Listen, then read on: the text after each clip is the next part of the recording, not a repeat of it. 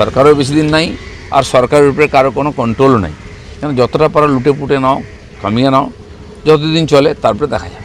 পাকিস্তান ভয় পেয়ে এখন এগুলো করার চেষ্টা করছে নিজেকে বাঁচার জন্য। যেমন বিড়াল ভয় পেলে নিজেকে ফুলিয়ে নিয়ে দেখায় যে আমি খুব শক্তিশালী, সাপ ভয় পেলে কামড়ে দেয়।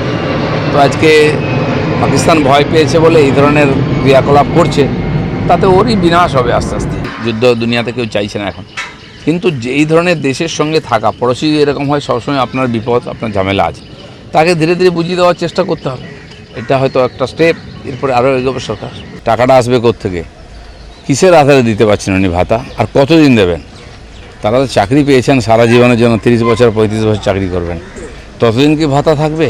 নাকি মমতা ব্যানার্জি যতদিন থাকবেন ততদিন ভাতা থাকবে? আর যারা টিচার, তারা কি দোষ করলেন? তারাও তো পড়াশোনা করে, তারা ভালো স্টুডেন্ট, বেশি পড়াশোনা করেছেন, তাই টিচার হয়েছেন। তাদেরকে কেন ভাতা দেওয়া হচ্ছে না, সাজা দেওয়া হচ্ছে? গুলি তো চারিদিকে চলছে, আর সবই টিএমসি ঝান্ডার তলায় বিভিন্ন গ্রুপ, মাফিয়া, গুন্ডা, তোলাবাজ, কাটমানিখোর। বীরভূমে দেখছি নিজেরা দুই গোষ্ঠীতে মারামারি, তাদের নেতাকে মানব না, কে মানবে বলে বমবন্দুক। জেলায় জেলায় হচ্ছে, বার্নপুরও তার আলাদা নয়।